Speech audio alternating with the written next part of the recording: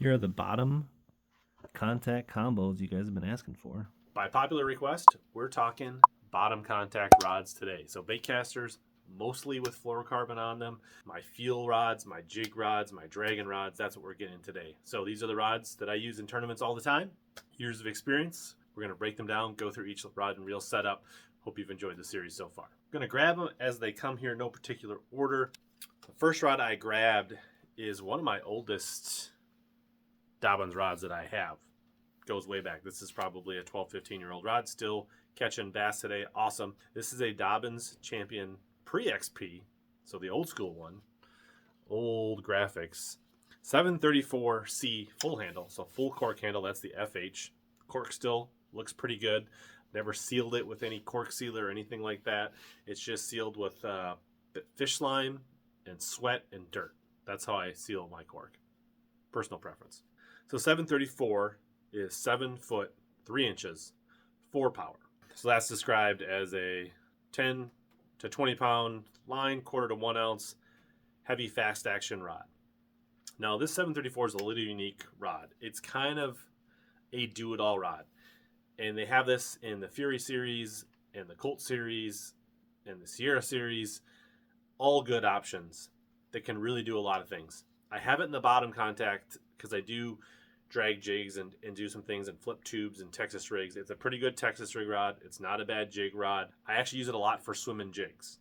So it is probably more my swim jig rod, but it is more of a bottom feel rod than it is a reaction bait, so it's in this category. Just a quick little. So this 734 definitely has a little bit more of a moderate action than some of the other 4 powers. But it definitely has the sensitivity. It's a very unique rod. It's kind of a hybrid rod. It can do a lot of things. Like I will throw good, full-size spinner baits on this. It can be used as a topwater rod. I know, like, it's a very popular super spook rod. You could throw chatterbaits. You can throw buzz baits. There's really not much you can't throw on this. You put braid on it, you can probably throw frogs on it. Like, is it the perfect frog rod? No, but it'll get it done. Like, you could get a lot of things done with having a handful of these 734s in your arsenal with some braid and some fluorocarbon. I've got a Shimano SLX on there. 7-to-1. It looks pretty good. The black and blue combo, really good. Not a super expensive reel. Gets the job done for, wind and swim jigs most of the time. This is really a do-it-all rod, and it's stood the test of time. I've done everything, like I said, flip tubes. I've fished jigs on it. I've thrown spinner baits. I've used it as chatterbaits. Like, it kind of swings through. Like, if I'm on a lake that has a lot of moving baits, this probably will get a spinner bait on it, or a swim jig, or something like that. Or double down on something. Small swim baits, like a small bull shad, things like that. If I'm on a lake where I'm going to be flipping and dragging a lot, then it's going to get converted and join the dragon team. It's going to have a jig or a tube or something like that on. I will list all these rods and links down in the description, so don't worry about taking super fabulous notes. The video is also not going anywhere. You can watch it as many times as you want, but all the links will be down if you want to check out any of these rods. Grabbing another 4-power rod here. This one now is the 744 Champion Extreme. So you notice the orange graphics. This is the new HP model. I had the old model. I broke the old model. It was my fault. Warranted it to the new version. So 744, 7 foot, 4 inches, 4 power. But this 4 power is not exactly the same as the Champion version. You can see it does have still a nice light tip on it, but it doesn't get as deep into the bend of the action. So this is more of a true bottom contact rod. I like this for flipping tubes, flipping Texas rigs, throwing full-size Senkos on a Texas rig sometimes, skipping weightless ring fries, finesse jig, like this Horseshoe custom finesse jig with a little speaker on it. So I've had this paired up with a loose hyper mag. Actually pretty impressed with this. This reel does a lot of good things. It's probably got like 16 to 18 pound fluorocarbon on it. Probably was fishing this around some bigger boulders, rocks, and docks and things like that. Also a 10 to 20 pound line, quarter to 1 ounce, heavy fast action. So it has the same specs as the 734 Champion, but the 744, a little faster, a little crisper. This one has the split grip, which I don't mind for these more sensitive applications. Again, finesse jigs, tubes, Texas jigs, baby brush hogs, flipping speed craws, beavers. That's what I mainly use this for, with like a 7-to-1, 8-to-1 style reel on it. So this is an interesting. So we'll go to the Dobbins 744. Now we talked about this is the XP 744 jig special rod. So we talked about the Champion 734, the Champion Extreme 744, now the Champion 744. To me, this 744 definitely hits harder than both the Champion 734 and the Extreme 744. I think it hits more like an Extreme 745. And we'll talk about, I got two of those rods, some of my favorite. But this is a recent acquisition in the last couple of years and it's quickly become one of my favorite rods. I flip everything from Texas rigs. This is probably light. This is like a half ounce. A lot of times this is going to half to a 3/4 ounce tungsten or a 3/4 ounce tungsten flipping jig. I will throw a chicken on it, things like that. Football jigs, it can do a lot of things. Can't really do full bend test just here by myself for this, but maybe in the future, if you would like to see a comparison video against any of these two rods, let me know in the comment. Maybe we can do kind of some rod battles where I can do a little more in-depth and show some curves. I can figure out a way to do that. But you can definitely see this has got a little bit faster action, hits a little harder, gets into that backbone much faster. Again, 7 foot, 4 inch, 4 power. But this is an extra fast action. Got a Tatula SV on this one. Love that. Just a nice reel for flipping and pitching. 8-to-1 gear ratio. I like the full cork. As we get into these beefier rods, my preference over the years has definitely become to go full cork on things that I'm really reefing on. I feel like when I hook set, there's less flex in the rear and the rod. Otherwise, for outside of heavy applications, I have no strong preference for split grip versus full grip.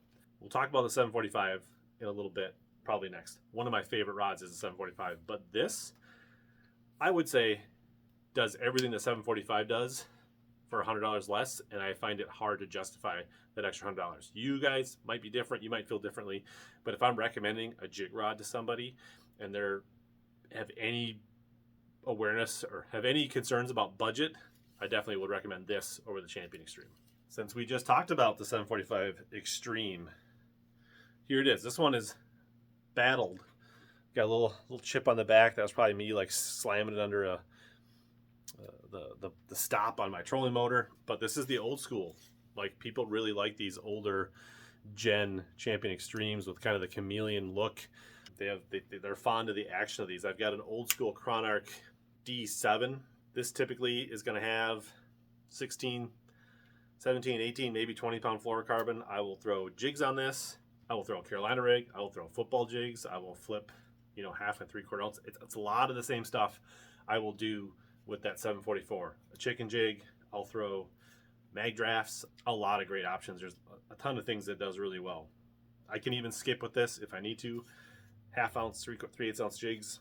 You can see the action is pretty similar to the XP 744. 7'4", 5 power. So this one's labeled mag heavy fast action. 3/8 to 1.5 ounces. Stood the test of time. This is probably 10-year-old rod. Love it. One of my favorite rods. Lots of fish and sweat and dirt in the cork. Love it so much. I've got 2 of them and had 2 of them for a long time. It's the exact same thing. It's a split grip. It's got a similar reel on it with just a slightly upgraded handle here. 7-to-1. These old Corrados. Battleship, great reels. This one's got a Carolina rig. Not much new to say other than that, between these two and the 744 XP, great rods, do a ton of things. Like, they're in my arsenal for flipping and pitching and casting and dragging, and they do a lot of work whatever I need for them. To the bougie line here, I do have one Ecstasy rod. This is the only Ecstasy rod I have in my whole arsenal out of all the rods in all 4 videos you're going to see. This is the 755. So that's 7'5" 5 power. Similar ratings, 3/8 to 1.5 ounces, mag heavy, fast action. So really similar rating to the Extreme that we just looked at. You're going to see this has got the silver black kind of classic. I've got this spooled up with a Daiwa Zillion. So this is definitely a splurge combo. 8.5 gear ratio, 20 pound fluorocarbon. This does all the things that those last 3 rods that we just talked about, but just does it a little lighter, a little more sensitive, a little more bougie, a little more fancy. Full cork handle, little nicer accents. It's definitely kind of a treat yourself rod. Do I need this rod? No. Do I love this rod? Yes. Do I like it? Does it fish great in hand? Yes. Does it catch more fish than those other ones? Swimming it. Probably not really. First good Just one. give you a little. Boat flip. I mean, Ecstasy I think it might actually be a touch softer than those other 3 rods, but it's right in that same ballpark. So if you're looking for a super nice rod to kind of treat yourself, this Ecstasy 755 is a gem. The Zillion is a fabulous reel.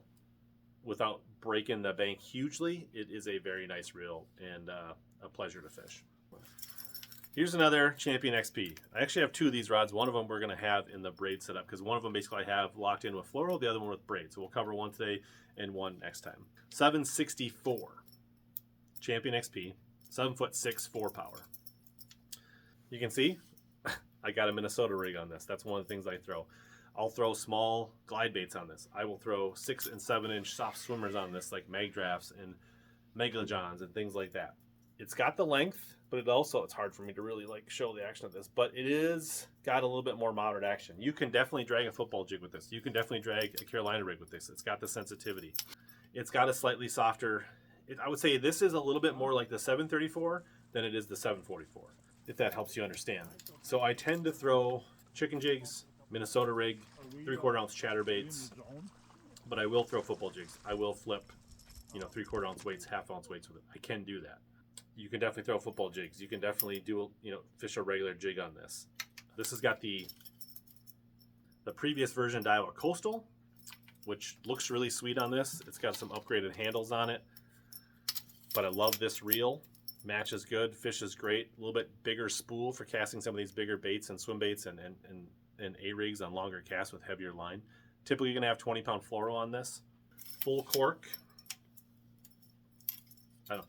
I like this rod so much that I end up getting 2 of them, but it does a lot of great things. Like these 4 and 5 power rods up and down the Dobbins in the Champion and Champion Extreme are some of my favorite rods to fish and get a lot of work for me. So the specs on this, 10 to 20 pound line again, 1/4 ounce and a half. Heavy, fast action. Another rod that I've got 2 of, Dobyns Extreme 743. And I think you're seeing a trend here, kind of a theme, is that for my bottom contact rods, I really hang in that Champion to Champion Extreme. Whereas in my moving baits and some of the other series, I have more options up and down the line. So I've really invested in these more sensitive rods for my bottom contact rods, and that's advice I would give to anyone. So this is a Champion Extreme 743, full handle, 7'4" 3 power rod. This is the older version here. 10 to 17 pound line, 1/4 to 3/4 ounce, medium, heavy, fast action. One of the things that I love to throw on this is a stupid tube. And if you followed along the channel at all, you've seen a lot of videos, wrecking smallmouth, a lot of success on this stupid tube. Yes! Go! Let's go! For the mouth. They're eating it funny.